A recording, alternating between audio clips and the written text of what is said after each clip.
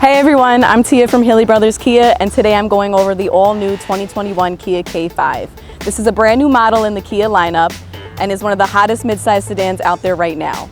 The K5 has style, technology, safety, and convenience all at your fingertips. Let's take a look at the exterior. I mean, what is there to say? This car is hot. From the grille to the wheels, all the way to the smart trunk. The smart trunk is a convenience feature where as long as you approach the trunk with the key, it'll pop itself open. This is a great feature if you just came out of the grocery store or from the clothing store and your hands are filled with bags. Rather than you put the bags down to dig in your purse or pocket for the key, all you have to do is approach the trunk and it'll lift itself open. Keep in mind, in order for Smart Trunk to work, the feature has to be turned on through the steering wheel, the car has to be off, all doors have to be locked, and you do have to be away from the vehicle for a couple of seconds.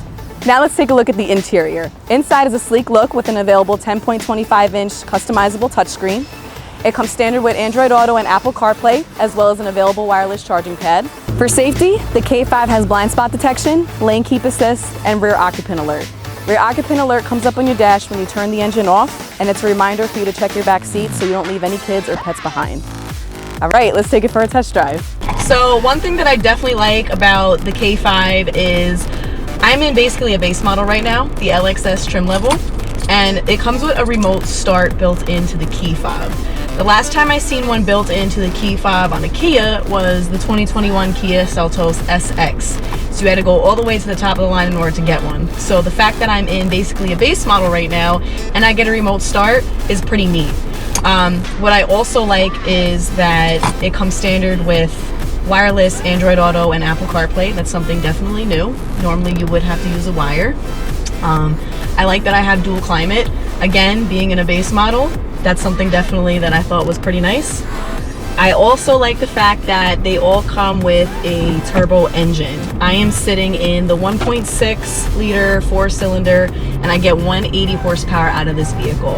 You do have an available 2.5 with 290 horsepower in the GT trim, but either way, this has enough horsepower for me. And if you're a speed demon like me, you're definitely gonna enjoy this ride. I love how smooth it is. I'm in sport right now, so I'm gonna step on the gas a little, just so you can hear that engine. Nice. Oh my God, I love this car so much. I am gonna go off on the lane keep real quick. Boom. Steer me right into the middle of the lane. So I love the lane keep assist. That's a great feature if, you know, maybe you're falling asleep, not paying attention. It does keep you right back on the right track. Now, if you do it too many times, your driver attention warning will go off and a little icon of a cup of coffee comes on the dash. That's the car's way of saying, hey, I had to correct your steering one too many times. It might be time to pull over. But instantly, I love the turns on this. It just hugs the corners. I basically just did a U-turn, no problem. I love how it sounds when I step on the gas. And I'm in sport mode, so I instantly feel that pickup and that horsepower. What I really love is also the daytime running lights that they added on this vehicle. I love the whole redesign of the interior and the exterior.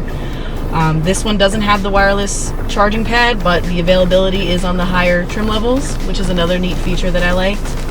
The other thing that I thought was neat about this vehicle is, you know, when you turn it on, it has a set timer of when it'll turn the engine off. So your engine won't be running for more than 30 minutes if you set it for that, no more than 60 minutes if you set it for that, or you can turn it off if you just want to turn the car off when you want to turn the car off.